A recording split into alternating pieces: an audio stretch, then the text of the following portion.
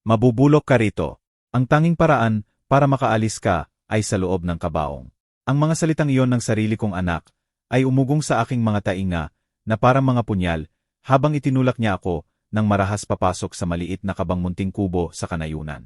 Ang tunog ng aking cellphone na nabasag sa sahig na kahoy ay ang huling bagay na narinig ko bago naklik ang kandado mula sa labas.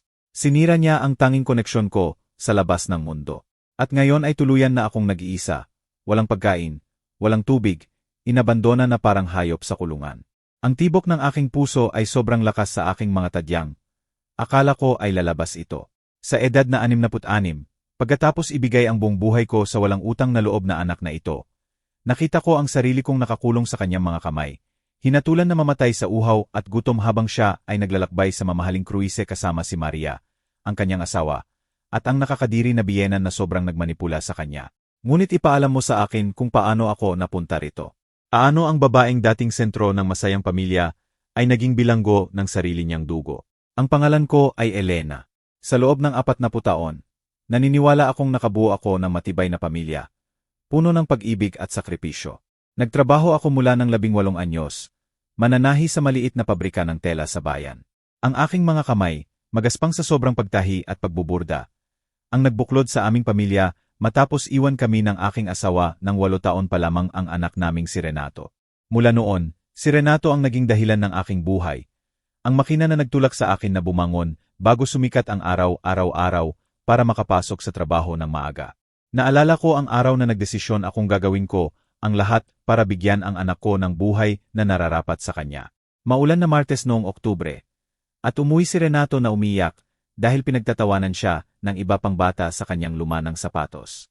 Nang gabing iyon, habang natutulog siya, binilang ko ang bawat piso na naipon ko sa loob ng ilang buwan para bumili ng bagong damit para sa akin. Pera na agad kong ginamit para bilhan siya ng pinakamagandang sapatos sa tindahan. Ang ngiti niya kinabukasan ay higit pa sa anumang damit na maibibili ko para sa sarili ko. Ganun ang mga taon na lumipas. Bawas sobrang piso, bawat oras ng overtime, bawas sandali ng pahinga na isinakripisyo ko, lahat iyon ay para sa kanya. Nang magnegatibo, 16 na siya. Nag-double shift ako para bilhan siya ng motorsiklo na sobra niyang gustong-gusto. Nang 21, isinanla ko ang maliit kong bahay para bayaran ang kanyang pag-aaral sa engineering. Hindi ako nagrereklamo. Hindi ako humingi ng kapalit. Tunay akong naniniwala na ang ina ay dapat magbigay ng lahat para sa kanyang mga anak nang walang inaasahan maliban sa kanilang pag-ibig at respeto. Si Renato ay nagtapos ng may karangalan at nakakuha ng magandang trabaho sa kumpanya ng konstruksyon. Pakiramdam ko ay ako ang pinakamayabang na babae sa mundo nang makita ko siyang umaalis tuwing umaga sa kanyang matalas na suite na may dalang leather briefcase. Ang anak ko ay matagumpay na propesyonal. Sasabihin ko sa mga kapitbahay ko nang may ngiting galing sa kaluluwa. Sa unang mga taon pagkatapos niya magtapos, perpekto ang aming relasyon. Regular siyang dumadalaw, inilalabas ako sa mga eleganteng hapunan. At palaging sinasabi kung gaano siya nagpapasalamat sa lahat ng aking sakripisyo.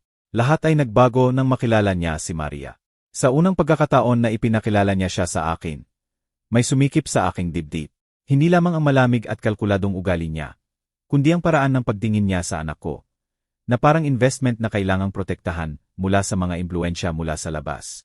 Si Maria ay 32 anyos na babae. Matangkad na may perpektong ayos na kayumangging buhok at ngiti na hindi umabot sa mga mata.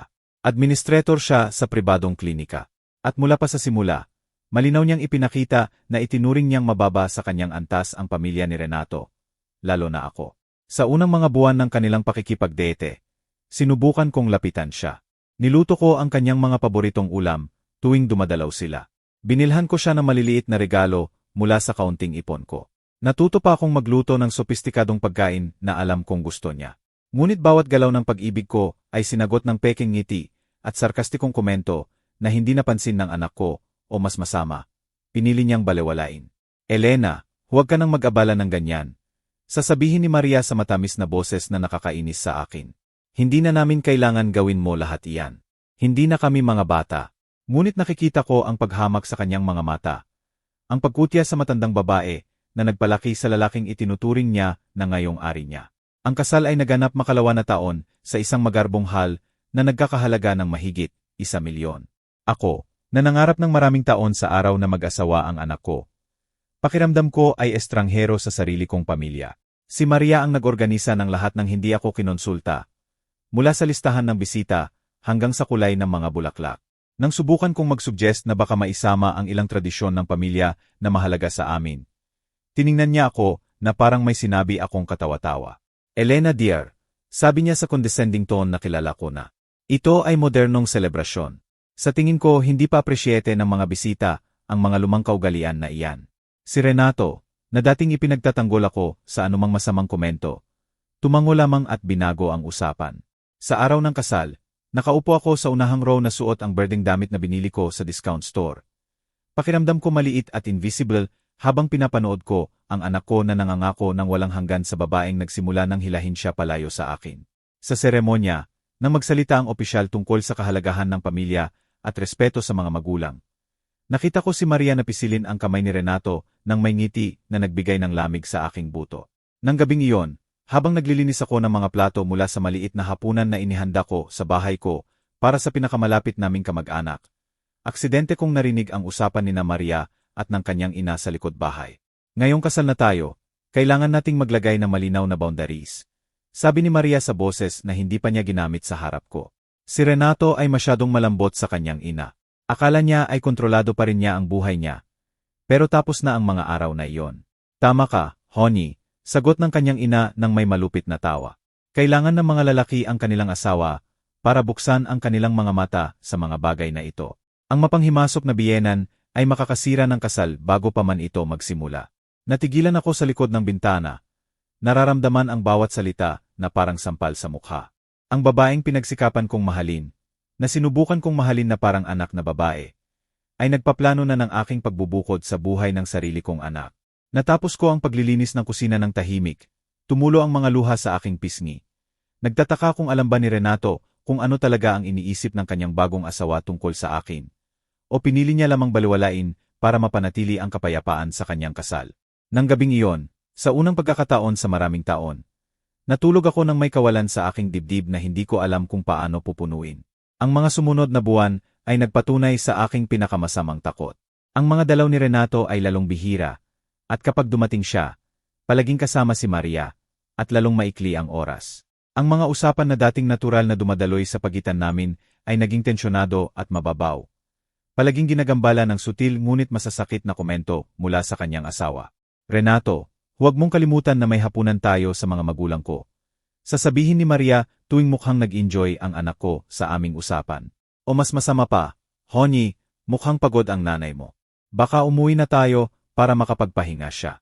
Parang ako ay matandang-matanda na nakailangang alagaan sa halip na isang masiglang babae na gustong-gusto lamang makasama ang anak.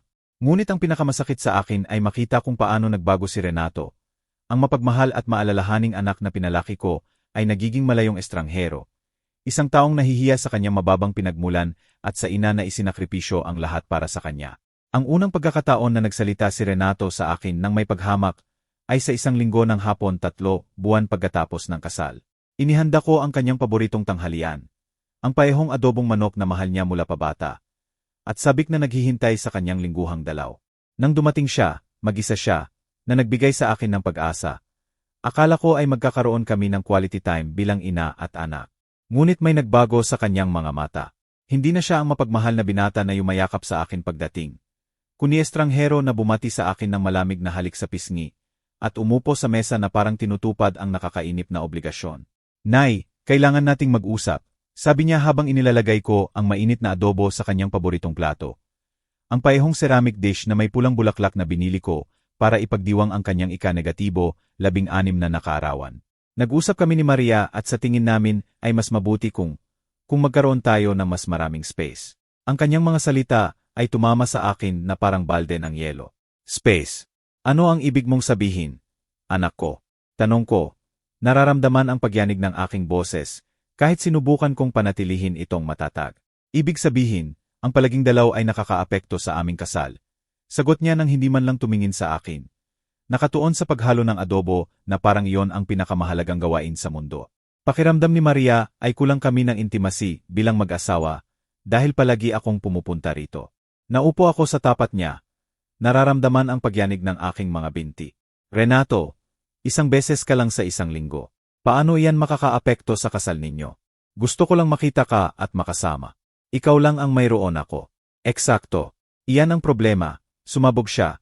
Inilapag ang kutsara sa mesa ng malakas na naglukso ang shaker ng asin. Ikaw lang ang mayroon ako. Hindi mo ba napapansin kung gaano iyan nakakasakal? 30 anyos na ako, Nay. Hindi na ako pwedeng maging responsible sa iyong kaligayahan. Ang kanyang mga salita ay parang mga punyal na tumutusok sa aking puso. Ang anak na pinagtrabahuhan ko araw-gabi. Ang ibinigay ko ang lahat ng pagkakataon na muling buuin ang buhay ko matapos iwan kami ng kanyang ama. Ay sinasabi na ngayon na ako ay pabigat sa kanyang buhay. Hindi ko hiningi na maging responsible ka sa aking kaligayahan. Sagot ko, bumibigay ang aking boses. Hiningi ko lang na mahalin mo ako gaya ng pagmamahal ko sa iyo. Sobrang hiling ba iyon? Ang pag-ibig ay hindi dapat kulungan, sagot niya. Ulit ng mga salitang malinaw na hindi sa kanya, kundi kay Maria. Kailangan mong maintindihan na may bagong pamilya na ako. Bagong priorities. Hindi na ako pwedeng mamuhay para pasayahin ka. Nang hapon na iyon, umalis si Renato nang hindi man lang natatapos ang tanghalian na inihanda ko ng may labis na pag-ibig. Nag-iisa ako sa maliit kong kusina. Pinapanood ang buong plato ng pagkain na lumalamig. Pakiramdam ko ay may nasira sa loob ko ng tuluyan. Sa unang pagkakataon sa buhay ko, nagtaka ko kung sulit ba ang lahat ng sakripisyo ko para sa isang taong ngayon ay nakikita ako bilang abala. Ang mga sumunod na linggo ay tahimik na paghihirap. Sinunod ni Renato ang kanyang banta na palayuin ang mga dalaw. Ang dating sagradong appointment tuwing linggo ay naging bihirang pagdalaw tuwing 2 o 3 linggo. Palaging kasama si Maria at palaging nagmamadali umalis. Sa mga dalaw na iyon, siya ang nangasiwa sa bawat usapan. Ginagambala ang anumang sandali ng intimacy sa pagitan ko at ng anak ko ng mga komento tungkol sa kanilang plano, biyahe, at bagong high-class na kaibigan. Iniisip namin ni Renato na bumili ng mas malaking bahay. Anunsyo ni Maria sa isa sa mga dalaw na iyon habang umiinom ng kape na espesyal kong tinimpla mula sa imported beans na nagkakahalaga ng 1,500.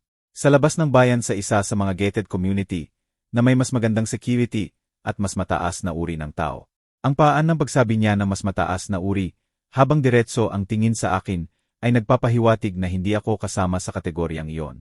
Si Renato, na dating ipinagtatanggol ang kanyang ina sa anumang implicit na insulto, tumango lamang at nagpatuloy sa pagkain ng tsokolate keke na espesyal kong inihurno para sa kanya. Paano naman itong bahay? Tanong ko, tumutukoy sa aking tahanan. Ang lugar kung saan ko pinalaki ang anak ko, kung saan lahat ng alaala namin. Sa iyo pa rin iyan, Nay, sagot ni Renato nang walang pakialam. Gawin mo ang gusto mo. Hindi na namin iyan kailangan. Ang mga salitang iyon ay sampal sa mukha. Ang bahay na itinuring niyang tahanan sa loob ng 30 taon, ay ngayon ay lugar na gusto niyang tanggalin. Nakakadiring paalala ng kanyang mababang nakaraan, na hindi bagay sa kanyang bagong upper middle class na buhay. Ngunit ang pinakamasama ay darating pa. Noong akala ko ay bumaba na sa pinakailalim ang relasyon ko sa anak ko. Nakakuha si Maria ng promosyon sa klinika. At para ipagdiwang, nagorganisa sila ng hapunan sa kanilang bagong bahay. Ang modernong mansyon sa eksklusibong gated community na sobrang ipinagyayabang nila. Hindi ako inimbita. Aksidente kong nalaman ng tawagan ko, si Renato, para humingi kung pwede siyang sumama sa akin sa doktor. May irregularity ang resulta ng test ko, at natakot ako. Hindi pwede, Nay. Sabi niya sa malamig na boses na hindi ko kilala. May mahalagang hapunan si Maria sa mga tao sa trabaho niya. Mahalaga iyon para sa career niya. Pero pwede ka namang sumama sa akin bago ang hapunan. Iginiit ko. Nararamdaman ang desperasyon. 1 oras lang sa opisina. Natatakot akong mag-isa. Nay, kailangan kong tulungan si Maria na ihanda ang lahat. Hindi ka ba pwedeng humingi sa isa sa mga kaibigan mo? Anong kaibigan? Sa sobrang taon, sobra akong nakatuon sa kanya. Sa kanyang edukasyon, sa kanyang kapakanan na napabayaan ko ang sarili kong relasyong panlipunan. Karamihan sa mga babae sa edad ko ay abala sa kanilang mga apo, asawa, sa buhay na mas balanse kaysa sa akin. Ibinitin ko ang telepono at naupo sa living room ng maraming oras. Nakatitig sa mga larawan ni Renato na nakasabit sa mga ding-ding. Naroon siya sa 5 anyos sa kanyang unang uniforme sa paaralan na araw-araw kong nilabhan at pinlansa ng maingat. Naroon siya sa 12. Mayabang sa medalyang napanalunan sa math competition. Ang paehong competition na binayaran ko ng extra tutoring sa pamamagitan ng pagtrabaho tuwing weekend. Naroon siya sa 18, nagtatapos sa high school ng may karangalan. Ang araw na akala ko, sulit lahat ng sakripisyo ko. Kinabukasan, mag-isa akong pumunta sa doktor. Benig ng resulta, salamat sa Diyos. Ngunit ang karanasan ng pag-upo sa waiting room na nag-iisa na napalibutan ng ibang babae, na may kasamang anak, asawa, ay nagbigay sa akin ng pinakamalalim na kalungkutan sa buhay ko. Nang tawagan ko si Renato para ibigay ang magandang balita, ang sagot niya ay maikling, mabuti iyan. Nay, bago mabilis niyang binago ang usapan para sabihin gaano ka-successful ang hapunan ni Maria at gaano nila na-impress ang lahat ng mahalagang bisita. Doon ko nagsimulang maintindihan na nawala ko na ang anak ko ng tuluyan. Hindi siya namatay, ngunit ang mapagmahal at mapagpasalamat na lalaki na pinalaki ko ay wala na. Sa kanyang lugar ay isang ambisyosong estranghero na nahihiya sa kanyang pinagmulan at pumili ng babaeng sistematikong naglayo sa kanya sa ina na ibinigay ang lahat para sa kanya. Lumipas ang mga buwan at ang mga dalaw ay lalong bihira. Dumadalaw lamang si Renato kapag may kailangan siya. Para hawakan ko ang mahalagang dokumento para sa kanya. Para magluto ng espesyal na ulam para i-impress ang mga boss ni Maria. O para manghiram ng pera para sa hindi inaasahang gastusin na hinihingi ng kanilang bagong lifestyle. Nay, pwede mo bang ipahiram sa akin ang 250,000? Tanong niya sa isa sa kanyang bihirang dalaw. Para sa down payment ng bagong kotse. Nasira ang kay Maria at kailangan niya na mas eleganteng para sa trabaho niya. Ang 250,000 ay halos lahat ng ipon ko. Ang perang naipon ko piso sa loob ng maraming taon para sa emergency medical o major repair sa bahay. Ngunit gaya ng dati, hindi ko may dedeni ang anak ko. Siyempre, anak ko, sagot ko, nararamdaman ang pagkirot ng aking puso. Kailan mo kailangan? Bukas sana. Sabi niya nang may ngiti na sandali akong naalala ang matamis na batang dati niya. Pangako, babayaran kita sa loob ng 3 buwan. Ang pangakong iyon ay hindi natupad. Tuwing binabanggit ko ang utang, si Renato ay may bagong dahilan.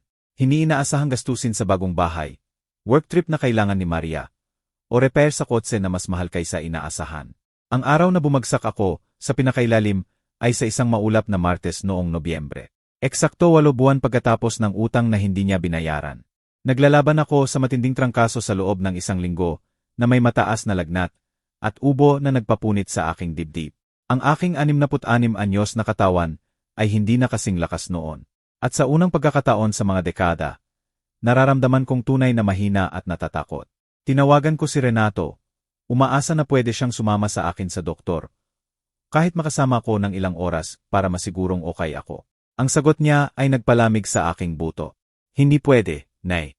May talagang mahalagang appointment kami ni Maria sa architect para i-remodel ang kusina. Ilang buwan naming hinintay ang appointment sa kanya. Siya ang pinakahinahabol na architect sa lungsod. Renato, pakiusap, nakiusap ako, lagnat ang boses ko. Kailangan ko lang may kasama ng ilang oras. Masama ang pakiramdam ko at natatakot akong himatayin. Hindi ka ba pwede tumawag sa kapitbahay o ano? Sagot niya ng may inis na tumagos sa akin na parang punyal. Sabi ni Maria, ang independent na adulto ay kailangang marunong mag-alaga sa sarili nang hindi palaging umaasa sa iba. Sabi ni Maria ang 2 salitang iyon ay naging pinakamasakit na parirala sa aking bokabularyo. Lahat ng iniisip, desisyon, o nararamdaman ng anak ko ay dumadaan na sa filter ng babaeng iyon na nagawang gawing malupit na estranghero ang aking mapagmahal na anak. Ako ang iyong ina, Renato, sabi ko, nararamdaman ang paghalo ng luha sa lagnat. Kailan pa ako naging iba sa iyo? Oy Nay, huwag kang maging dramatic. Trangkaso lang iyan. Uminom ka ng tsaa at magpahinga. Gagaling ka rin agad. Ibinitin niya nang hindi man lang nagpaalam. Naiwan akong hawak ang telepono ng ilang minuto. Nararamdaman na may namatay sa loob ko ng tuluyan. Ang anak na isinakripisyo ko ang aking kabataan, pera, pangarap, pagkakataon sa pag-ibig, ay nagbawas sa akin bilang abala na nakakasagabal sa kanyang mahalagang appointment. Nang gabing iyon, habang nakahiga ako sa kama na nanginginig sa lagnat at mas nag-iisa kaysa kailanman, nagdesisyon ako ng bagay na magpapabago ng lahat ng tuluyan. Hindi na ako pwedeng maging inang palaging humihingi. Ang babaeng nagmamakaawa na mumong atensyon at pagmamahal mula sa anak na malinaw na kinapupuotan ako. Kailangan kong hanapin ang paraan para mabawi ang aking dignidad. Kahit na ibig sabihin ay tuluyang mawala ang relasyon ko kay Renato. Ang paggaling ko sa trangkaso ay tumagal ng 2 buong linggo. Sa buong panahong iyon, tahimik ang aking telepono. Hindi man lang tumawag si Renato para tanungin kung kamusta ako, kung may kailangan ba ako, o kung buhay pa ba ako. Ang kapitbahay kong si Ana, 70 anyos na biyuda na nakatira sa katabing bahay, ang nag-alaga sa akin. Nagdala siya ng gamot, nagluto ng mainit na sabaw, at umupo sa tabi ko sa mga pinakamahirap na gabi. Elena, sabi sa akin ni Ana isang hapon, habang tinutulungan akong palitan ang pawis na kumot. Hindi normal na iwan ng anak ang may sakit na ina ng ganyan. May mali talaga rito. Tama siya. Ngunit ang pag-amin yon ay nangangahulugan ng harapin ang katotohanang iniiwasan ko sa loob ng mga buwan. Ang anak ko ay naging walang pusong tao. At ako ay naging kasabwat sa pagbabagong iyon sa pamamagitan ng pagpayag na tratuhin niya ako ng lalong masama ng walang boundaries. Nang tuluyan na akong gumaling, nagdesisyon akong oras na para kumilos. Kung gusto ni Renato na ituring akong estranghero, sige. Hindi na ako magiging inang nakakasakal na sinasabi niya. Hindi na ako magiging available tuwing may kailangan siya. Hindi na ako magiging personal niyang ATM o emergency ko. Ang unang pagsubok ay dumating 2 linggo pagkatapos ng tumawag si Renato na parang walang nangyari. Nay, pwede mo bang lutuin ang lasag ng mahal na mahal ni Maria? Darating ang mga magulang niya para sa hapunan at gusto niyang i-impress sila ng homemade food. Sa unang pagkakataon sa 30 taon, sinabi kong hindi. Pasensya na, Renato, pero hindi ko kaya. May iba akong plano. Ang katahimikan sa kabilang linya ay napakatagal. Akala ko ay naputol ang tawag. Iba pang plano. Ulit niya sa tono ng hindi makapaniwala na katawa-tawa kung hindi nakakaawa. Anong klaseng plano ang possible mo? Sarili ko, sagot ko ng may tigas na nagulat pati ako. Hindi na ako available tuwing kailangan mo ako. Lalo na matapos na wala kang pakialam kung buhay pa ako o patay na sa sakit ko. Ano ang pinagsasabi mo? Trangkaso lang iyon. Trangkaso na pwede akong patayin. At hindi mo man lang tinawagan para kamustahin ako. Sagot ko. Sabi ni Maria, mas mabuti raw bigyan ka ng space para makagaling ka ng hindi napipilitan. Walang kahihiyan siyang nagsinungaling. Sabi ni Maria, iniisip ni Maria, naniniwala si Maria. Sumabog na ako sa wakas. Kailan ka ba magsisimulang mag-isip para sa sarili mo? Renato, kailan mo alalahanin na may ina kang nagmamahal sa iyo? Huwag mo akong simulan sa drama mo. Sigaw niya pabalik. Kung ayaw mong tumulong sa simpleng pagkain, sige. Pero huwag mong subukang ay emotional blackmail ako. Marahas niyang ibinitin ang telepono. Naiwan akong nanginginig. Ngunit sa unang pagkakataon sa mga buwan, nararamdaman ko ang bagay na malapit sa ginhawa. Ang mga sumunod na araw ay kakaiba. Sa isang banda, nakonsensya ako sa pagdanggi sa anak ko. Ngunit sa kabila, nararanasan ko ang kalayaang hindi ko naramdaman sa maraming taon. Hindi na ako kailangang maghintay sa telepono para sa kanyang bihirang tawag. Hindi na ako kailangang maghanda emosyonal para sa kanyang malamig at kalkuladong dalaw. Sa unang pagkakataon sa matagal na panahon, tunay na akin ang bahay ko. Ginamit ko ang kalayaang iyon para makipag-ugnayan muli kay Ana at ilang kapitbahay na napabayaan ko sa mga taon ng pagkaobsesyon kay Renato. Nagsimula akong maglakad sa hapon, mag-alaga sa maliit kong hardin at magbasa ng mga aklat na naipon ko, pero hindi ko nagawang basahin. Dahan-dahan, napakabagal, nagsimula akong alalahanin kung sino ako bago ako naging ina lamang ni Renato. Ngunit ang anak ko ay hindi handa na tanggapin ang bagong bersyon ko. 3 linggo pagkatapos ng aming argument sa telepono, bigla siyang dumating sa pintuan ko nang walang paalam. Kasama si Maria at may galit na hitsura na hindi ko nakita mula pa sa kanyang kabataan. Kailangan nating mag-usap, sabi niya habang pumasok sa living room ko nang hindi naghihintay ng imbitasyon. Sumunod si Maria. Suot ang designer purple outfit na malamang mas mahal kaysa sa buwan ng sweldo ko sa pabrika. Siyempre, magsiparito kayo, sabi ko ng sarkastiko. Ngunit nagdesisyon akong manatiling kalmado. Paano kita matutulungan? Magsimula ka sa pagpapaliwanag kung ano ang nangyayari sa iyo, Leteli. Sabi ni Renato. Umupo sa armchair kung saan dati siyang nagkukulong ng bata para basahan ko siya ng bedtime stories. Una mong ibinitin ang telepono sa akin. Tapos tumanggi kang tumulong sa simpleng pagkain. At ngayon sinasabi ng mga kapitbahay na nagsasalita ka na masama tungkol sa amin. Nagsasalita ng masama tungkol sa inyo. Tanong ko ng tunay na nalilito. Ano raw ang sinabi ko? Sinabi ni Ana sa kanyang kapatid. At sinabi ng kapatid niya sa babae, sa grocery, na sinabi mo akong walang utang na loob na anak na iniwan ang may sakit na ina. Sumabat si Maria sa boses na nagkukunwaring nag-aalala, pero puno ng lason. Alam mo ba ang pinsala na may dudulot niyan sa reputasyon ni Renato sa trabaho? Nabuka ang bibig ko. Totoo na nakipag-usap ako kay Ana tungkol sa aking pagkadismaya kay Renato. Pero hindi ko akalain na malayo ang paglalakbay ng aking mga salita o na mas mag-alala ang anak ko sa kanyang reputasyon kaysa sa pag-unawa sa aking damdamin. Ang reputasyon mo. Tanong ko ng diretso kay Renato. Tuluyang binabalewala si Maria.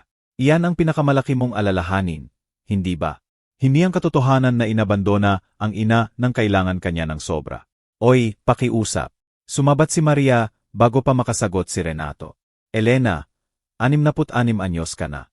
Oras na para tumanda ka at itigil ang pag-arte na parang spoiled teenager na naghahanap ng atensyon. Ang katahimikan pagkatapos ng mga salitang iyon ay nakakabingi. Tiningnan ko ang anak ko. Inaasahan na sa wakas ay tatayo siya at ipagtatanggol ang babaeng nagpalaki sa kanya. Inaasahan kong sasabihin niya sa asawa na wala itong karapatang bastusin ako sa sarili kong bahay. Naalalahanin niya ang lahat ng isinakripisyo ko para sa kanya. Ngunit tahimik lamang si Renato. Nakatitig sa kanyang sapatos na parang sinasaway na bata. Ang katahimikan ni Renato ay mas masakit kaysa sa anumang insulto na maibabato sa akin ni Maria. Sa sandaling iyon, makita ang aking 30 anyos na anak na nakaupo roon na parang duwag habang inaatake ako ng kanyang asawa sa sarili kong bahay. Naintindihan ko na tuluyan kong nawala ang batang pinalaki ko ng may labis na pag-ibig. Nakikita kong wala kang masabi. Sabi ko ng diretso kay Renato. Nararamdaman ang galit na nagsisimula ng palitan ang kalungkutang dinadala ko sa mga buwan. Nakikita kong papayagan mo akong bastusin sa sarili kong bahay nang hindi man lang gumagalaw para ipagtanggol ako. Sa wakas tumingin siya, pero sa kanyang mga mata ay walang guilt o pagsisisi, galit lamang. Nay, hindi ka binabastos ni Maria. Sinasabi niya lang ang katotohanan na kailangan mong marinig. Hindi ka na pwedeng mamuhay na parang ikaw ang biktima ng lahat. Ang biktima. Tumayo ako. Nararamdaman ang lahat ng frustration na naipon sa mga taon na nagsisimula ng kumulo sa aking mga ugat. Biktima ako sa pag-asang makakuha ng minimum na respeto mula sa sarili kong anak. Sa paghahangad na mag-alala ka kung buhay pa ako o patay na ng may 40° fever. Trangkaso lang iyon. Sigaw niya rin, tumayo. Hindi mo inaasahan na ikansela ko ang buong buhay ko para sa simpleng trangkaso. Hindi simpleng trangkaso iyon. Ito ang may sakit at natatakot na ina na humihingi sa kanyang tanging anak na samahan siya sa doktor. Sigaw ko pabalik. Nararamdaman ang mga luha ng galit na nagsisimula ng tumulo sa aking pisngi. Ito ang babaeng nag-double shift para bayaran ang college mo. Na isinanla ang bahay para bigyan ka ng career. Na ibinigay ang bawat pagkakataon na maging masaya para magkaroon ka ng lahat ng gusto mo. Walang humingi sa iyo na gawin yan. Ang sagot niya ay tumama sa akin na parang suntok sa tiyan. Walang humingi sa iyo na isakripisyo ang buhay mo para sa akin. Desisyon mo ay, sa isang sandali, tumigil ang mundo sa paligid ko. Ang sarili kong anak, ang lalaking ibinigay ko ang lahat, ay sinasabi na ang aking mga sakripisyo ay hindi lamang hindi kailangan, kundi hindi gusto. Na lahat ng ginawa ko, dahil sa pag-ibig ay malaking pagkakamali na kinaiinisan niya ngayon. Tama ka. Sabi ko sa boses na hindi ko kilala bilang akin, malamig at kalmado, kahit ang bagyo sa loob ko. Walang humingi sa akin na isakripisyo ang buhay ko para sa iyo. Desisyon ko iyon, mga tangang desisyon, ng babaeng naniniwala na ang pag-ibig ng ina ay nangangahulugan ng pagbibigay ng lahat ng walang inaasahan kapalit. Ngumiti si Maria ng may kasiyahan. Malinaw na nag-enjoy sa tanawing nakikita akong sinisira ng mga salita ng sarili kong anak. Natutuwa akong naintindihan mo na sa wakas. Patuloy ni Renato, ginaganyak ng interpretasyon niya sa aking pagsuko. Ngayon baka makapagsimula ka ng mamuhay ng sarili mong buhay sa halip na subukang kontrolin ang akin. Mamumuhay ako ng sarili kong buhay. Siniguro ko sa kanya, nararamdaman ang kakaibang kalmado na dumating sa akin. Sa katunayan, magsisimula ako ngayon din. Lumakad ako papunta sa maliit na mesa kung saan ko inilalagay ang mahahalagang dokumento at hinugot ang papel na iniiwasan kong tingnan sa mga buwan. Ang testamento na isinulat ko taon na ang nakaraan. Kung saan si Renato ang tanging beneficiary ng lahat ng ari-arian ko. Alam mo ba, anak, sabi ko, hawak ang dokumento sa harap niya. Tama ka. Desisyon ko ang aking mga sakripisyo. Mga desisyong malalim kong pinagsisisihan ngayon. Pero itong bahay, mga ipon na ito, ang mana na matatanggap mo, mga desisyon ko rin ito. Natuon ang mga mata ni Renato sa papel nang may ekspresyon na hindi ko ma-interpret.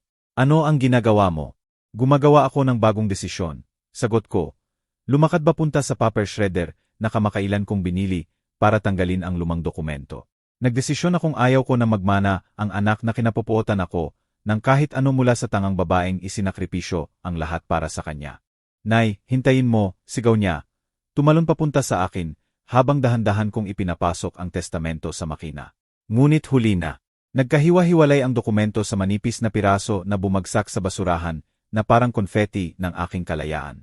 Ano ang ginawa mo? Tanong sa akin ni Maria. Biglang mataas ang boses sa tunay niyang alalahanin. Hanggang noon, cruel wife lamang siya na nag-enjoy sa family drama. Ngunit ngayon napagtanto niya na nawala niya ang malaking mana. Ginawa ko lang ang hiningi ng anak ko. Sagot ko ng may ngiting galing sa kaluluwa. Tumigil ako sa paggawa ng desisyon batay sa pag-ibig na malinaw na hindi sinasagot. Maputla si Renato. Nakatitig sa mga labi ng testamento na parang hindi makapaniwala sa nakita niya. Nay, hindi mo pwede gawin yan. Itong bahay, ang ipon mo. Ako ang tanging anak mo. Eksakto. Sabi ko. Nararamdaman ang lakas na hindi ko alam na mayroon ako. Ikaw ang tanging anak ko. At sinabi mo lang na lahat ng sakripisyo ko, para sa iyo, ay mga pagkakamali na walang humingi. Kaya ngayon itatama ko ang mga pagkakamaling iyon. Nabaliw ka ba? Sigaw ni Maria. Tuluyang nawala ang composure. Hindi mo pwedeng alisin sa mana ang sarili mong anak dahil lang sa argument. Argument. Tiningnan ko siya ng may kalmadong nagulat pati ako. Maria, dear, hindi ito argument. Ito ang resulta ng mga buwan ng humiliasyon, paghamak, at pag-abandona. At ito ang nangyayari kapag tinatrato mo ang isang tao na parang basura ng matagal na sa wakas ay nagdesisyon silang karapat-dapat sila ng mas mabuti. Nay, pakiusap. Nakiusap si Renato. Umaabot sa akin ng nakalahad ang mga kamay na parang ako ay mabangis na hayop na kailangang pakalmahin. Impulsibo ka. Galit ka at hindi malinaw ang isip mo. Sa kabaligtaran, sagot ko, umatras sa kanya. Sa unang pagkakataon sa maraming taon, perpektong malinaw ang isip ko. Napagtanto kong ang pagpalaki ng walang utang na loob na anak ang pinakamalaking pagkakamali ko. Pero hindi ito kailangang permanenteng isa. Hindi ka pwede makipag-usap ng ganyan sa ina mo. Sigaw ni Maria kay Renato. Pero hindi na mula sa moral superiority, kundi sa panik na makitang nawawala ang kayamanan sa harap ng kanyang mga mata. Sabihin mo something. Ayusin mo ito. Masarap ang irony. Ang parehong babaeng gumugol ng taon sa paggalason sa anak ko laban sa akin, na naghikaya sa bawat kalupitan niya, ay ngayon humihingi na tratuhin niya ako ng mabuti dahil nakasalalay ang financial future niya. Tingnan mo kung gaano ka-interesante. Sabi ko, pinapanood ang lumalaking desperasyon sa kanilang mga mukha. Sa loob ng mga buwan, Maria, sinasabi mo sa anak ko na ako ay toxic, controlling na ina na kailangang matutong mag-isa. At ngayong sinusunod ko na ang payo mo. Napagtanto mo na baka hindi naman magandang ideya iyon. Elena, hindi ko sinabi ang mga iyan. Walang kahihiyan siyang nagsinungaling. Ngunit ang nanginginig niyang boses ay nagtraidor sa kanya. Siyempre sinabi mo, at ang anak ko, sa halip na ipagtanggol ang sarili o ang ina, pinili niya maniwala sa bawat lason mong salita. Pinili niyang ituring akong abala sa halip na ang babaeng nagbigay sa kanya ng buhay at nagbayad ng edukasyon na ginagamit niya ngayon para kitain ang perang mahal na mahal ninyong gastusin. Lumubog si Renato pabalik sa armchair nang hawak ang ulo. Sa isang sandali lamang, nakita ko ang kidlat ng mahinang batang dati niya at halos masira ang puso ko. Halos. Nay, sabi niya sa maliit na boses. Alam kong naging mahirap ako lately. Alam kong baka hindi ako naging anak na inaasahan mo. Pero hindi mo ako pwede parusahan ng ganyan. Pamilya tayo. Pamilya. Ulit ko ang salita na parang unang beses kong narinig. Alam mo ba ang ibig sabihin ng salitang iyan? Renato. Ibig sabihin nandyan ka kapag kailangan ka ng iba. Ibig sabihin mutual respect. Ibig sabihin hindi mo pinapayagan ang kahit sino. Kahit ang asawa mo. Nahamakin ng taong nagbigay sa iyo ng buhay. Kaya kung magbago, bulong niya. Pero holo ang kanyang mga salita. Pati sa kanya mismo. Hindi, sagot ko ng may tigas na nagulat sa kanya. Wala na akong interes kung kaya mo pang magbago. Wala na akong interes na maging inang humihingi ng mumong pagmamahal mula sa anak na malinaw na kinapupuotan ako. Nagdesisyon akong karapat-dapat ako ng mas mabuti kaysa iyan. Pero kami ang tanging pamilya mo.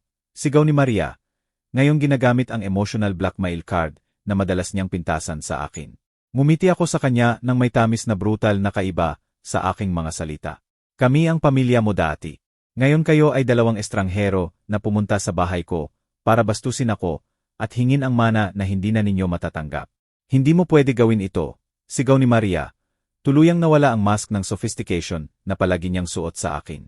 Ang bahay na iyan ay nagkakahalaga ng mahigit 7,500,000. Ang ipon mo ang future namin. Narinig kong sabihin niya ang aming future na parang ang pera ko. Ang perang kinita ko sa pagtahi sa loob ng 40 taon ay bagay na sa kanila sa divine right. Ang babaeng tinatrato akong parang mangmang na magsasaka sa loob ng taon ay ngayon nangangailangan ng mana ko nang may desperasyon ng isang taong nawala ang planong buhay. Interesante, sabi ko, tumawid ang mga braso. Kaya ngayon ang ipon ko ay future ninyo. Ang parehong babaeng nagsabi sa akin na dramatic old woman ako na kailangang tumanda ay ngayon humihingi ng pera ng dramatic old woman na iyan. Biglang tumayo si Renato nang may ekspresyon na hindi ko pa nakita sa kanyang mukha noon. Halo ito ng panik, galit, at bagay na mukhang mapanganib na banta. Nay, ibabalik mo ito ngayon din, sabi niya sa mababa. Kontroladong boses na naalala ko sa kanyang ama sa pinakamasama nito. Tatawagan mo ang lawyer mo at gagawa ka ng bagong testamento kung saan ako ang tanging heir mo. O ano? Tanong ko. Nararamdaman ang kakaibang kalmado sa harap ng kanyang threatening attitude. Ano ang gagawin mo kung hindi ko gagawin, Renato? O malalaman mo kung ano talaga ang ibig sabihin ng mag-isa? Sagot niya, lumalapit sa akin ng mabagal, deliberate na hakbang. Akala mo may mag-alaga sa iyo kapag mahina ka ng matanda. Akala mo makakapagpanatili ka ng bahay na ito kapag 80 ka na at hindi na makalakad. Ang kanyang mga salita ay parang punyal. Pero hindi na ako nasaktan gaya noon. Ang babaeng nagtiis ng mga buwan ng humiliasyon ay namatay sa huling 20 minuto. Sa kanyang lugar, ipinanganak ang mas malakas. Isang taong sa wakas ay naintindihan ang sariling halaga. Mas gugustuhin kong mamatay mag-isa sa nursing home kaysa magpatuloy na mamuhay bilang emotional slave ng anak na kinapupuotan ako. Sagot ko ng may serenity na nagulat sa kanya. Mas gugustuhin kong estranghero ang kumuha ng pera ko kaysa ibigay sa taong tinatrato akong basura. Nabaliw ka, sigaw ulit ni Maria. Tuluyan ng nabaliw, Renato, gawin mo something. Nawala na ang isip ng ina mo. Hindi ako nawala ng isip, sagot ko, lumakad papunta sa front door. Natagpuan ko ito. At ngayon ay magalang kong hinihiling na umalis kayo sa bahay ko. Hindi kami alis hanggat hindi mo inaayos ang kabaliwang ito. Deklarasyon ni Renato. Nagtanim sa gitna ng living room na parang siya ang may-ari. Kailangan ko pang tumawag ng pulis para ipaliwanag ang konsepto ng trespassing. Sagot ko, papunta sa telepono. Huwag mong gagawin iyan, sigaw niya. Marahas na inagaw ang receiver mula sa kamay ko nang may violence na natakot ako. Sa unang pagkakataon sa konfrontasyon na ito, nararamdaman ko ang tunay na takot. Ang lalaking nakatayo sa harap ko ay hindi na anak ko. Siya ay desperadong estranghero. Kaya nang kahit ano para protektahan ang itinuturing niyang sa kanya. At sa sandaling iyon, alam kong nasa tunay na panganib ako. Ibalik mo ang teleponong iyan. Sabi ko, sinubukan panatilihin ang steady ng boses ko. Hindi hanggang hindi ka nakakabalik sa senses mo. Sagot niya, hawak ang device na hindi maabot. Upo ka, kakalma ka. At mag-usap tayo ng gaya ng civilized adults. Civilized adults. Tumawa ako. Nararamdaman ang histerya na malapit sa kabaliwan. Ituturo mo sa akin ang pagiging civilized.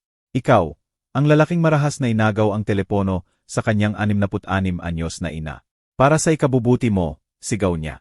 At sa sandaling iyon, nakita ko ang impluensya ni Maria sa kanya ng tuluyan. Iyon ang mga salitang madalas niyang gamitin sa akin. Palaging nagju-justify ng kanyang mga kalupitan bilang acts of love. Ikabubuti ko, ulit ko, nararamdaman ang huling fever ng maternal love na nasira ng tuluyan sa aking dibdib. Sa loob ng 30 taon, lahat ng ginawa mo laban sa akin ay para sa ikabubuti ko. Ang pag-aasawa ng babaeng kinapupuotan ako ay para sa ikabubuti ko. Ang pag-iwan sa akin ng may sakit ay para sa ikabubuti ko. Ang paghamak sa akin sa sarili kong bahay ay para sa ikabubuti ko. Lumapit si Maria sa amin nang may peking ngiti na kilala ko ng mabuti. Elena, alam kong nasaktan ka. Pero kailangan mong maintindihan na gusto lang ni Renato ang pinakamabuti para sa iyo. Gusto nating lahat ang pinakamabuti para sa iyo. Lahat tayo. Tiningnan ko siya ng may incredulity na halos katawa-tawa. Gusto mo ang pinakamabuti para sa akin. Ikaw, ang babaeng gumugol ng 2 taon sa paggalason sa anak ko laban sa akin. Ang babaeng nagsabi sa akin na dramatic old lady ako na kailangang tumanda. Iyan ay frustration lang sa sandali. Nakakahiyang nagsinungaling siya. Alam mo, pinahahalagahan ka namin ng sobra. Pinahahalagahan mo ako. Ulit ko ang kanyang mga salita na parang partikular na nakakatawang joke. Pinahahalagahan mo ako ng sobra na hindi ako tinawagan ng anak ko sa loob ng 2 linggo nang may sakit ako. Pinahahalagahan mo ako ng sobra na pumupunta kayo sa bahay ko para hingin na baliktarin ko ang desisyon ko tungkol sa sarili kong pera. Lumapit si Renato. Hawak pa rin ang telepono na hindi maabot. Nay, pakinggan mo ako. Gagawin mo ang bagong testamento. Iwan mo sa akin itong bahay at ang ipon mo. At makakalimutan natin ang ridiculous conversation na ito. O ano? Tanong ko ulit. Pero sa pagkakataong ito, nang may ngiti na malinaw na nag-istorbo sa kanya. O malalaman mo ang ibig sabihin ng tuluyang mag-isa. Banta niya. Walang anak, walang pera, walang nagmamalasakit sa iyo. Renato, sabi ko, lumalapit sa kanya hanggang ilang pulgada na lang ang mga mukha namin. Mag-isa na ako. Nalaman ko na kung ano ang magkaroon ng anak na walang pakialam sa akin. Ang kaibhan ay ngayon sa wakas nagdesisyon akong gawin ang isang bagay tungkol dito. May bagay sa tono ko na malamang nag-alarma sa kanya dahil sa unang pagkakataon mula na magsimula ang konfrontasyon na ito. Nakita ko ang uncertainty sa kanyang mga mata. Ano ang ibig mong sabihin? Ibig sabihin alis kayong 2 sa bahay ko ngayon at hindi na babalik kailanman. Ibig sabihin palitan ko ang mga kandado bukas. Ibig sabihin gagawa ako ng bagong testamento kung saan ang lahat ng pera ko ay mapupunta sa charities na tumutulong sa single mothers para walang ibang babae ang magkamali na isakripisyo ang lahat para sa walang utang na loob na anak. Hindi mo pwede gawin yan. Sabay nilang sigaw na parang choros ng greed at desperation. Kaya ko at gagawin ko, siniguro ko sa kanila. At kung manggugulo pa kayo sa akin kailanman, tatawagan ko ang pulis at sasabihin ko sa kanila kung anong klaseng tao kayo. Sasabihin ko sa kanila kung paano ninyo tinrato ang matanda. Paano ninyo ako binantaan sa sarili kong bahay? Paano ninyo inagaw ang telepono ko nang subukan kong tumawag ng tulong? Tinitigan ako ni Renato ng matagal. At sa isang sandali ay akala ko sa wakas ay magre-react siya gaya ng anak na pinalaki ko. Akala ko ay ibabalik niya ang telepono, magsusorry, alalahanin kung sino ako sa kanya. Sa halip, ibinato niya ang telepono sa dingding ng may lakas na nabasag ito. Pinuno ang living room ko ng siyang plastic at durog na wires. Yan ang telepono mo. Sabi niya nang may malupit na ngiti na nagpalamig sa aking dugo. Tingnan natin kung paano ka tumawag ng pulis ngayon. Ang katahimikan pagkatapos ay absolute. Ang 3 sa amin ay nakatayo na nakatitig sa mga labi ng telepono na nakakalat sa sahig na parang perpektong metaphor sa natitira sa aming family relationship. Renato, sabi ko sa boses na kakaibang kalmado, pati sa akin. Kakakross mo lang ang lane na hindi mo na pwedeng balikan. Talaga ba? Hamon niya. Nagmamalaki ang dibdib na parang street bully. At ano ang gagawin mo tungkol dito, Nay? Wala ka ng telepono. Wala kang tumutulong sa iyo. Tuluyan ka ng nasa mercy namin. Ngumiti si Maria ng may satisfaction. Malinaw na nag-enjoy sa tanawing sa wakas ay nasupil at nahiya ako. Gaya ng plano niya ng matagal. Ang hindi nila alam ay ginawa nila ang pinakamalaking pagkakamali sa buhay nila. Patuloy kong tinititigan ang mga piraso ng telepono ng ilang segundo. Nararamdaman ang fundamental change sa loob ko. Hindi na takot ang nararamdaman ko, o kalungkutan o kahit galit. Ito ay bagay na mas mapanganib. Absolute calm. Ang serenity ng isang taong sa wakas ay nakita ang tunay na kalikasan ng mga tao sa harap nila. Alam mo ba, Renato? Sabi ko, yumuko para pulutin ang isa sa pinakamalaking piraso ng sirang telepono. Tama ka. Wala na akong telepono. Wala akong tumutulong sa akin. Tuluyan akong nasa mercy ninyo. Lumaki ang ngiti niya. Ini-interpret ang aking mga salita bilang surrender. Natutuwa akong naintindihan mo na ang sitwasyon.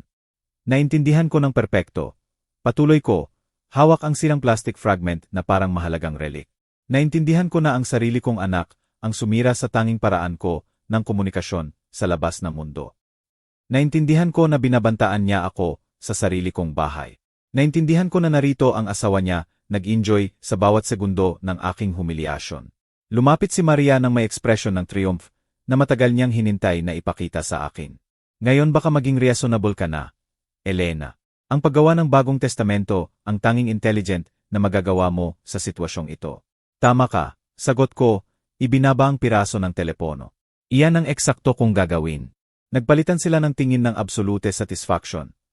Naniniwala na sa wakas ay nasira nila ako. Hindi nila alam na ang nasira ay hindi ang will ko, kundi ang huling tanikala na nagbibigkis sa akin sa kanila dahil sa pag-ibig. Perpekto, sabi ni Renato, nagrelax ang balikat. Alam kong makakabalik ka sa senses mo. Pupunta tayo sa lawyer bukas ng umaga at maayos lahat ito. Bukas, ulit ko, tumango ng dahan-dahan. Siyempre, bukas. At sa meantime, dagdag ni Maria ng may poisonous smile. Dapat mag-reflect ka kung paano ka kumilos lately. Counting humility ay makakabuti sa iyo. Humility. Bulong ko. Tiyak na kailangan ko ng mas maraming humility. Apunta si Renato sa pinto.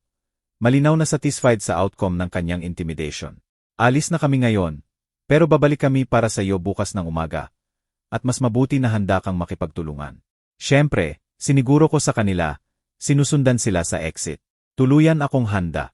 Huminto si Maria sa threshold at tiningnan ako ng may condescension na perpekto niya. Elena, alam kong mahira ito para sa iyo. Pero isang araw ay magpapasalamat ka sa amin sa pagbubukas ng mata mo. Minsan ang toe love ang tanging gumagana. Toe love. Ulit ko ang kanyang mga salita. Tiyak na kailangan kong matuto ng higit pa tungkol sa toe love. Umalis sila nang hindi nagpapaalam. Iniwan akong mag-isa sa bahay ko na may mga labi ng telepono ko at bagay na mas mahalaga. Absolute clarity tungkol sa kung sino talaga ang mga taong kakalabas lang sa pintuan ko. Naghintay ako hanggang narinig ko ang tunog ng kotse nila na umaalis bago ako gumalaw. Pagkatapos, nang may kalmadong nagulat pati ako, pumunta ako sa kwarto ko at hinugot ang cellphone na lihim kong binili 3 buwan na ang nakaraan mula sa ilalim ng kutson. Pagkatapos mapagtanto na kailangan ko ng paraan ng komunikasyon na hindi alam ni Renato, tinawagan ko ang number ni Ana. Ana, si Elena ito. Pwede ka bang pumunta rito? Kailangan ko ng tulong mo sa urgent na bagay. 20 minuto pagkatapos, nakaupo si Ana sa living room ko na nakatitig sa mga labi ng telepono nang may ekspresyon ng absolute horror. Elena, seryoso ito. Ang sarili mong anak ang nagbanta sa iyo at sinira ang telepono mo. Kailangan nating tawagan ang pulis. Hindi, sabi ko. Naghahain sa kanya ng tasa ng tsaa ng perpektong steady ang mga kamay. Hindi pa. Ano ang ibig mong sabihin hindi pa? Ito ay domestic violence. Ito ay intimidation. Hindi mo pwedeng payagan na tratuhin kanila ng ganyan. Hindi ko papayagan, siniguro ko sa kanya. Pero ayusin ko ito sa paraan ko. Pinag-aaralan ako ni Ana sa kanyang matalinong mga mata. Sinubukan maintindihan kung ano ang iniisip ko. Ano ang plano mo? Akala nila nasira nila ako. Paliwanag ko. Nararamdaman ang kakaibang ngiti na nabuo sa aking mga labi. Akala nila bukas pupunta ako na parang obedient sheep at gagawa ng bagong testamento kung saan ibibigay ko sa kanila ang lahat ng pera ko. At hindi ka pupunta. Pupunta ako, sabi ko, at lumaki ang ngiti ko. Pero hindi ang testamento na inaasahan nila. Ipinaliwanag ko ang plano ko kay Ana, na sa una ay sinubukan akong disyuede, insisting na masyadong riske. Ngunit nang sabihin ko sa kanya ang lahat ng detalye kung paano nila ako tinrato sa nakaraang mga buwan, nang makita niya ang mga labi ng telepono at tunay na naintindihan kung ano ang nangyari ng hapon na iyon, tuluyang nagbago ang kanyang ekspresyon. Sigurado ka bang gusto mong gawin ito? Tanong niya sa akin sa wakas. Hindi pa ako naging masigurado sa kahit ano sa buhay ko. Sagot ko. Sa loob ng 30 taon, pinayagan kong tratuhin ako ng masama dahil sa takot na mawala ang pag-ibig ng anak ko. Pero ngayon, napagtanto kong matagal nang nawala ang pag-ibig na iyon. Ang natitira ay hindi pag-ibig. Ito ay habit, convenience, at greed. Tumango ng dahan-dahan si Ana. Ano ang kailangan mong gawin ko? Kailangan kitang maging witness, sabi ko. Kailangan kong makita mo eksakto kung paano nila ako tinrato para kapag tapos na ito lahat, makakapag-testify ka tungkol sa totoong nangyari. Nang gabing iyon, hindi ako makatulog. Pero hindi dahil sa takot o anxiety. Dahil sa kakaibang sense ng freedom na nararanasan ko. Sa unang pagkakataon sa mga dekada, kukunin ko ang total control ng buhay ko. Ipapakita ko kay Renato at Maria na lubos nilang mali ang pag-underestimate sa babaeng akala nila ay na-domesticated na nila. Nang alas negatibo 6:00 ng umaga, tinawagan ko ang lawyer na gumawa ng original kong testamento. Ipinaliwanag ko na kailangan kong gumawa ng urgent changes at hiniling ko siyang pumunta sa bahay ko ng umagang iyon bago dumating si Renato at Maria. Sigurado ka ba sa mga changes na ito, Miss Elena? Tanong sa akin ng lawyer pagkatapos suriin ang bagong instructions na ibinigay ko sa kanya. Masyadong drastic iyan. Tuluyang sigurado, kinumpirma ko. Pinipirmahan ang bawat pahina ng may determinasyon na hindi ko naramdaman sa maraming taon. At gusto kong maging absolutely clear na ginagawa ko ang mga desisyong ito ng buong gamit ng mental faculties ko ng walang coercion. Naiintindihan. Agad na ifa-file ang mga dokumento ng alas negatibo, 1:00 oras ng umaga. Gaya ng pangako nila, narinig ko ang kotse ni Renato na huminto sa harap ng bahay ko. Nagtatago si Ana sa kusina kung saan maririnig niya ang lahat sa living room. Ang cellphone ko ay nagre-record. Nakatago sa mga unan ng sofa. Binuksan ko ang pinto bago pa sila makakatok ng may perpektong acted expression ng resignation. Magandang umaga, sabi ko sa submissive na boses. Inaasahan ko kayo. Pumasok si Renato ng may arrogance ng conqueror na ipinakita niya kagabi. Perpekto. Nakikita kong nakatulong sa iyo ang gabing pagre-reflect. Bulong ko, pinanatili ang tingin ko sa baba. Naintindihan ko ng perpekto ang lahat. Pinag-aralan ako ni Maria ng may suspicion, na parang nararamdaman na may mali. Pero ang performance ko ng defeated woman ay mukhang nakumbinsi siya. Tinawagan mo na ang lawyer. Tanong sa akin ni Renato. Dumating na siya. Impormasyon ko sa kanila. Taps na ang bagong testamento. Nagpalitan sila ng tingin ng absolute triumph. Nanalo sila, o ganoon ang akala nila. Excellent, sabi ni Maria. Umupo sa sofa ko na parang siya ang may-ari ng bahay. At ano eksakto ang sinasabi nito? Ipinakita ko sa kanila ang kopya ng dokumento. Pinapanood ang mga mata nilang nagliwanag habang binabasa ang unang mga linya. Ang hindi nila alam ay ang hawak nila ay fake copy na espesyal na inihanda para sa sandaling ito. Perpekto, bulong ni Renato, binabasa ang tungkol sa complete inheritance niya. Alam kong makakabalik ka sa senses mo. Sabi ko, nararamdaman ang adrenaline na nagsisimula nang dumaloy sa ugat ko. Tuluyan akong nakabalik sa senses ko. Ngayong naayos na ito, sabi ni Maria, inilagay ang fake copy ng testamento sa kanyang bag na parang trophy. Kailangan nating mag-usap tungkol sa ibang practical matters. Anong klaseng matters? Tanong ko ng perpekto pinanatili ang act ko bilang submissive, defeated woman.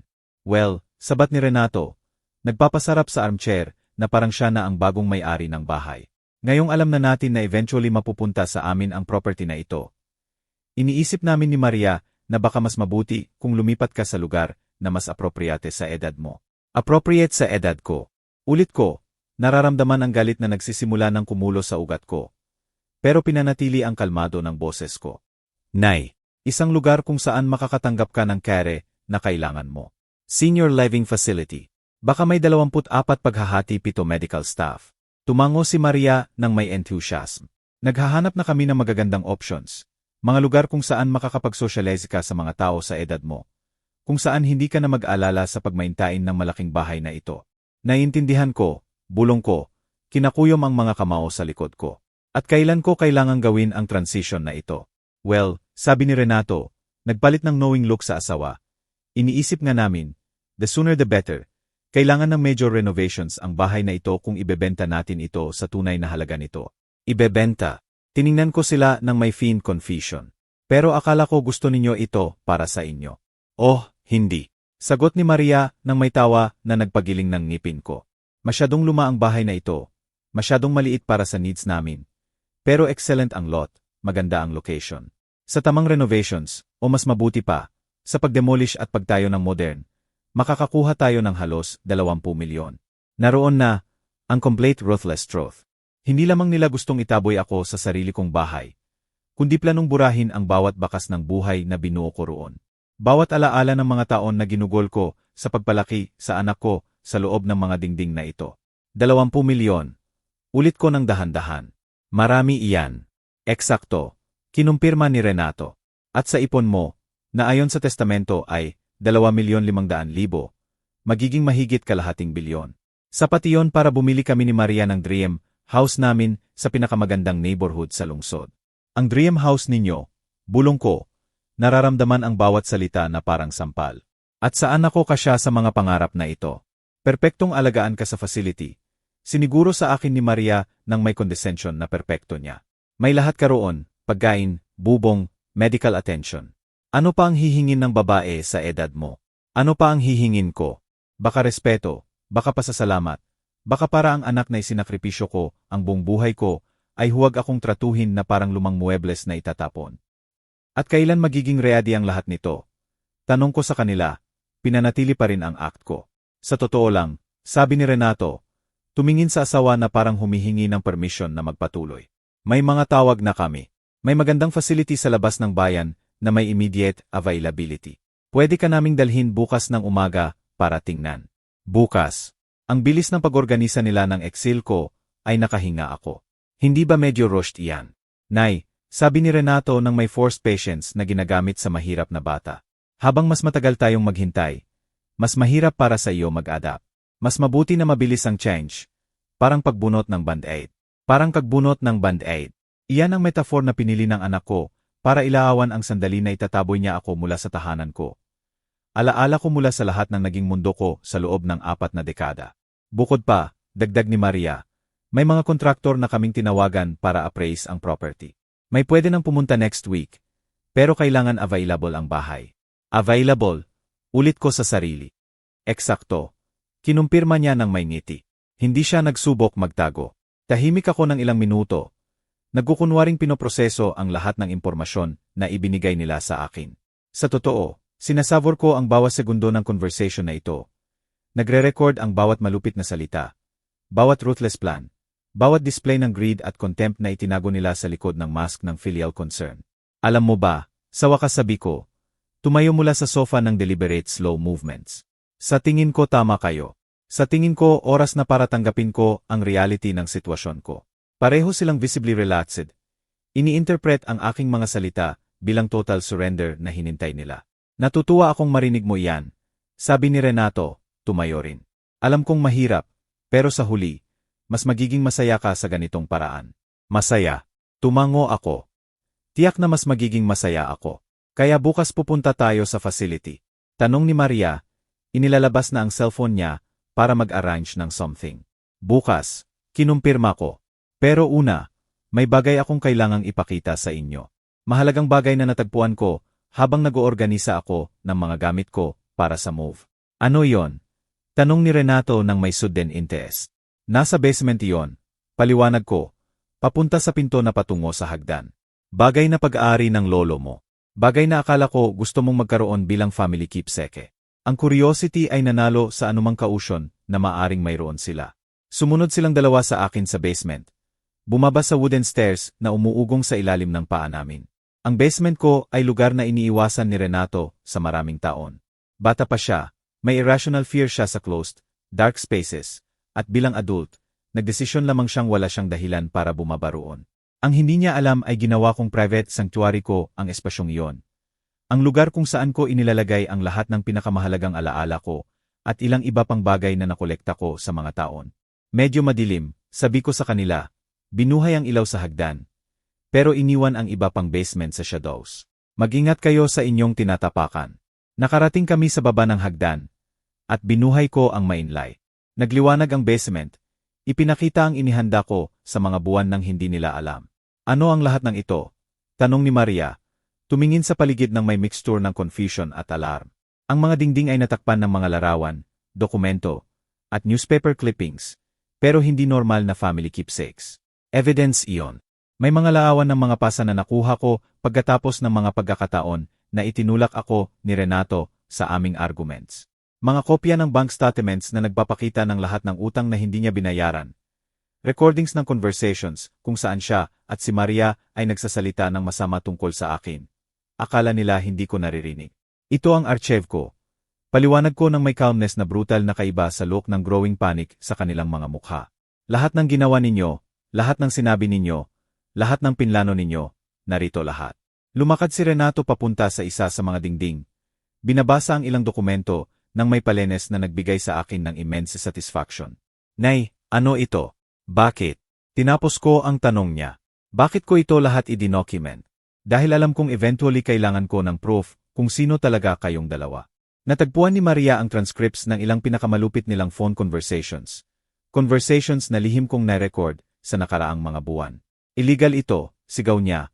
Hawak ang mga papel nang nanginginig ang mga kamay.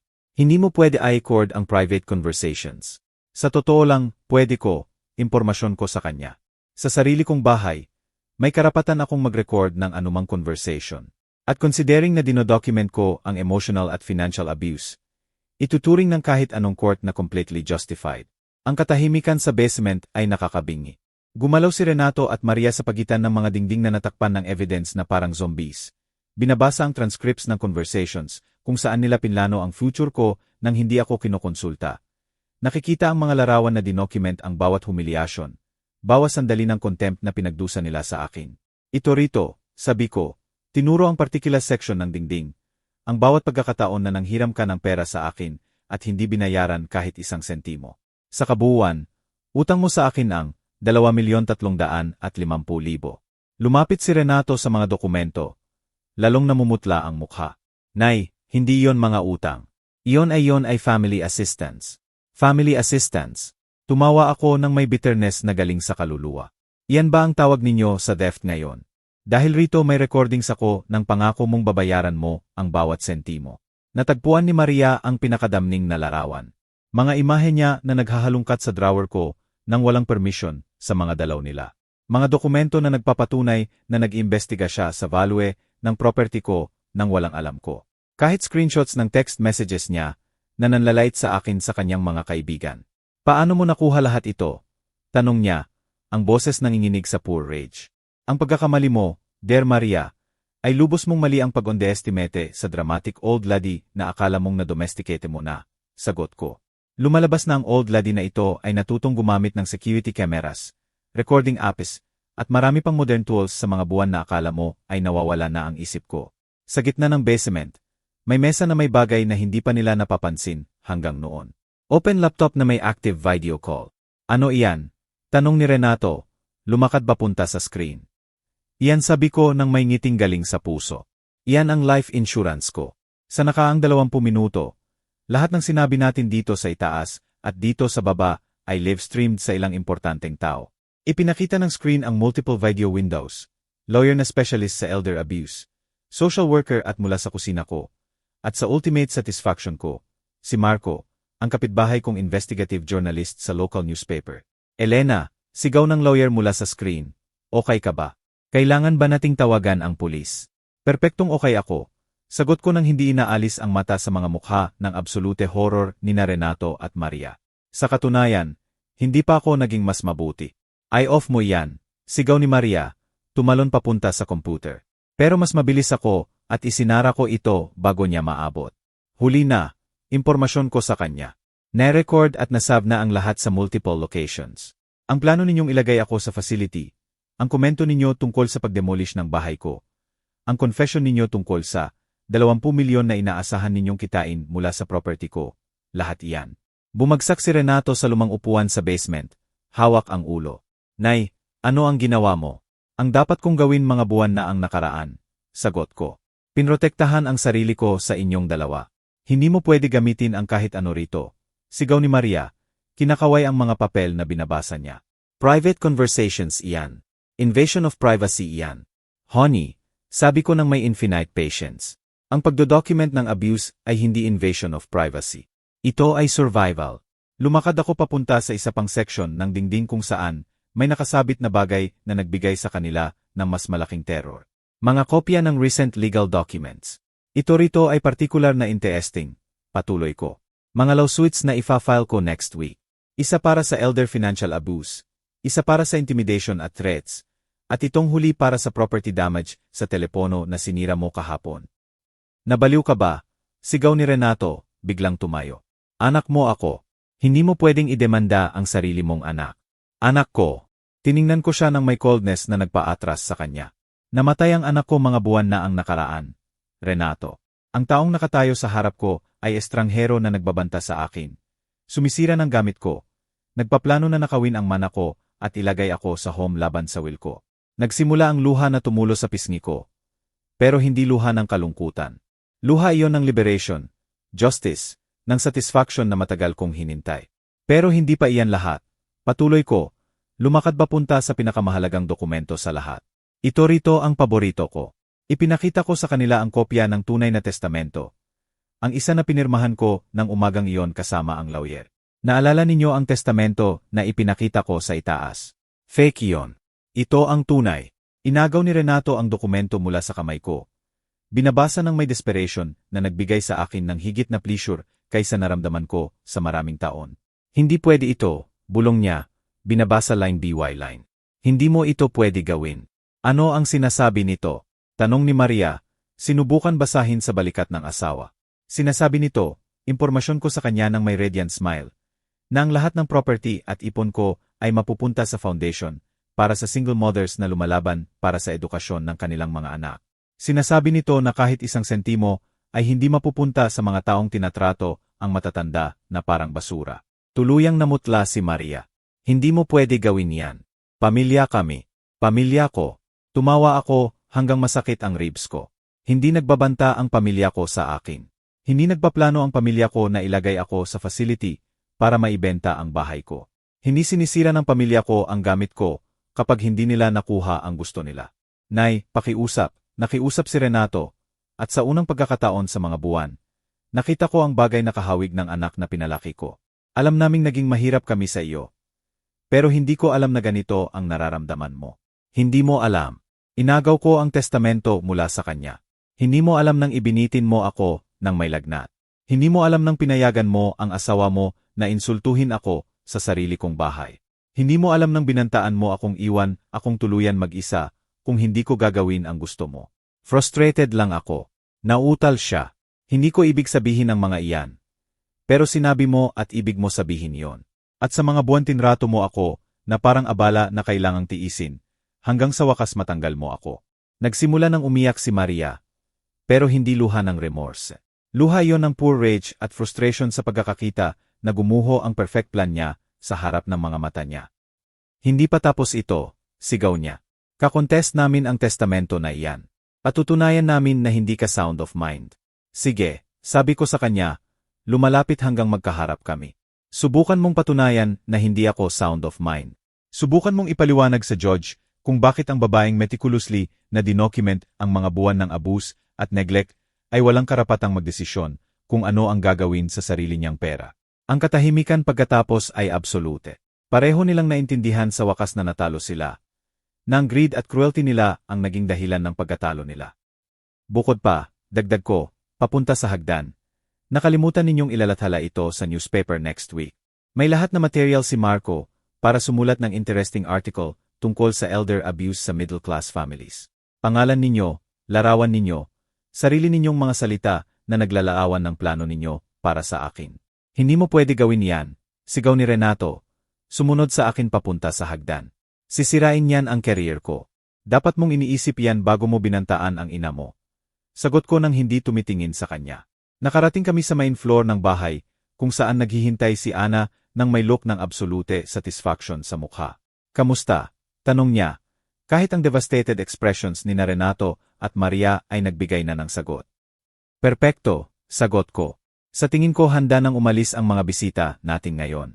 Nakatayo si Renato at Maria sa living room ko na parang statues. Pinoproseso ang magnitude ng nangyari sa kanila. Nawala ang lahat ng arrogance nila. Pinalitan ng desperation na maaring naawa ako kung hindi ko sinasavor ang bawat segundo ng kanilang destruction.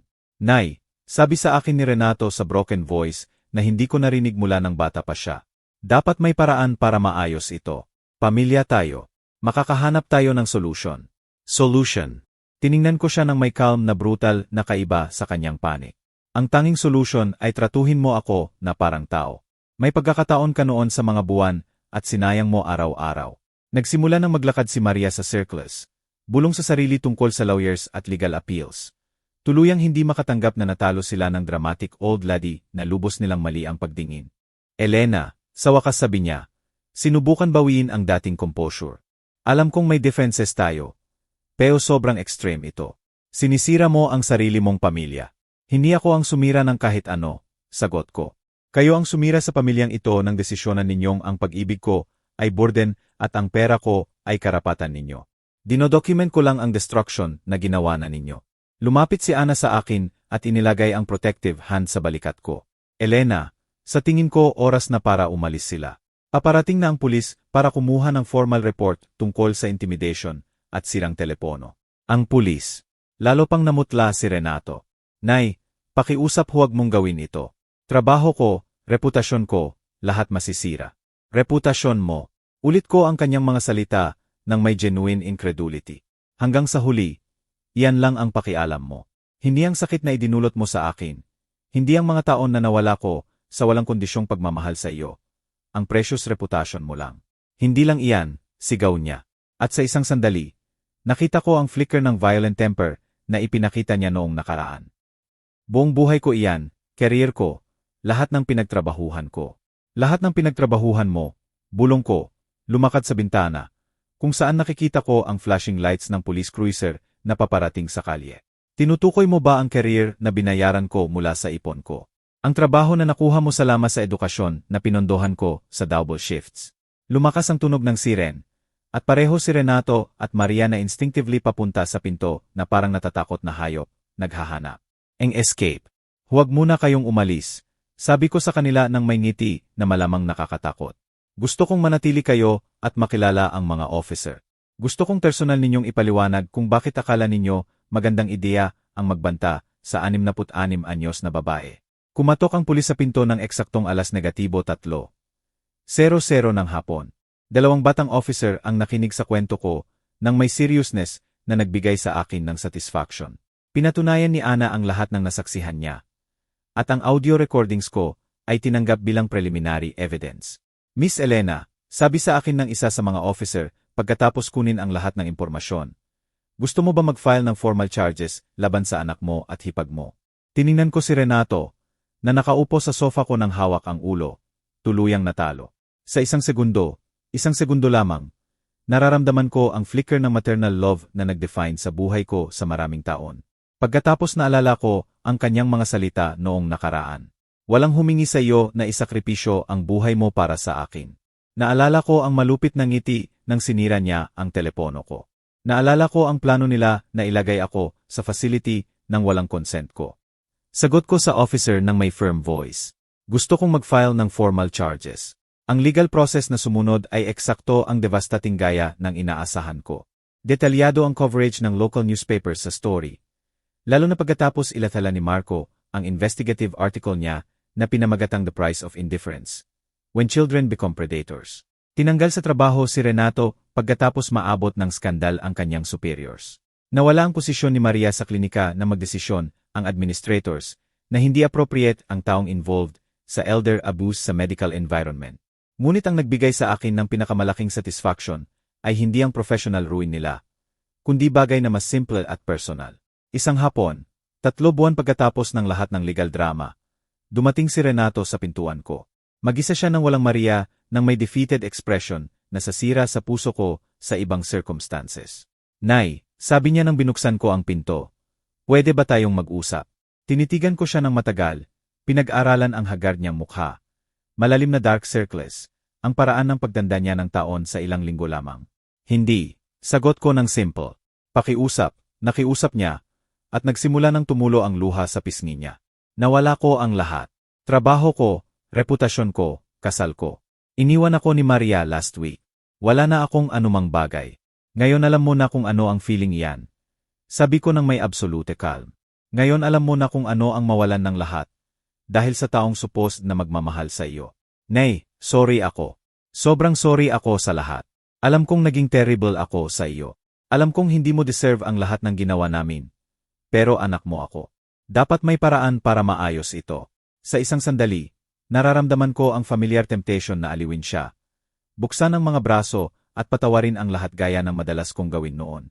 Ngunit naalala ko ang natutunan ko sa mga buwang ito ng freedom. Ang forgiveness ng walang consequences ay hindi pag-ibig. Ito ay cowardice. Renato, sabi ko, pinanatili ang pinto na nakabukas ng kaunti. Sa loob ng 30 taon, pinatawad kita sa bawat cruelty, bawat sandali ng contempt. Bawat beses na tinrato mo ako na parang mas mababa ako kaysa sa kahit ano sa buhay mo. Pinatawad kita dahil akala ko ganoon ang ginagawa ng mapagmahal na ina. Eksakto, sigaw niya, sinubukan lumapit. Ina mo ako. Mahal mo ako. Minahal kita. Itinama ko sa kanya. Minahal ko ang matamis na batang yumayakap sa akin kapag may nightmare siya. Minahal ko ang ambisyosong binata na nangako sa akin na balang araw ay ibabalik niya ang lahat ng isinakripisyo ko para sa kanya. Ngunit ang batang iyon, ang binatang iyon, matagal nang namatay. Ang taong nakatayo sa harap ko ay estranghero na pumili ng greed kaysa pag-ibig, cruelty kaysa gratitude. Kaya ko bang magbago? Sigaw niya ng desperado. Pwede ba akong bumalik bilang anak na gusto mo? Ayaw kong magbago ka para sa akin. Sabi ko, nagsisimula ng isara ang pinto. Kung magbabago ka kailanman, Gawin mo para sa sarili mo, dahil napagtanto mong despicable ang taong naging mo. Pero wala na itong responsibilidad ko na ayusin ka. Nay, pakiusap. Inilagay niya ang paa niya sa pinto. Pinipigilan akong isara ito ng tuluyan. Hindi mo ako pwede iwan ng ganyan. Tanging anak mo ako. Hindi ko sagot ng may firmness na nagulat pati ako. Iniwan mo ako. Kinikilala ko lang officially ang nangyari mga buwan na ang nakaraan. Dahan-dahan pero firmly itinulak ko ang paa niya at isinara ang pinto. Narinig ko ang kanyang higbi sa kabilang panig, ang kanyang mga pakiusap, ang kanyang mga pangako ng change na dumating ng huli na. Nanatili ako sa kabilang panig ng pinto ng ilang minuto. Pinapakinggan ang lalaking dating dahilan ng buhay ko na tuluyang gumuho sa porch ko. Bahagi ko ay gustong buksan ito para aliwin siya. Bumalik bilang inang nagpapatawad ng lahat. Ngunit mas malakas na bahagi, ang bahagi ko na muling ipinanganak sa basement na puno ng evidence. Ang bahagi na natutong pahalagahan ang sarili, nanindigan. Sa wakas, narinig ko ang kanyang mga hakbang na umaalis, ang tunog ng kotse na umandar, at katahimikan. Pumunta ako sa kusina kung saan naghihintay si Ana ng may tasa na mainit na tsaa at proud smile. Kamusta ang pakiramdam mo? Tanong niya sa akin. Malaya, sagot ko. Kinuha ang tasa nang hindi na nanginginig ang mga kamay. Sa unang pagkakataon sa 30 taon, pakiramdam ko tuluyang malaya. Nang gabing iyon, habang naghahanda akong matulog sa bahay ko, ang bahay ko, na walang kukunin sa akin kailanman, nag-reflect ako sa lahat ng nangyari. Nawala ko ang tanging anak ko. Ngunit nakuha ko ang bagay na infinitely mas mahalaga, ang dignidad ko.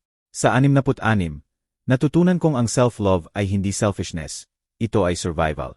Natutunan kong ang pag-set ng boundaries ay hindi cruelty, ito ay necessity. Natutunan kong minsan ang tanging paraan para iligtas ang natitira sa kaluluwa mo ay putulin ang tiis na sumisira sa iyo.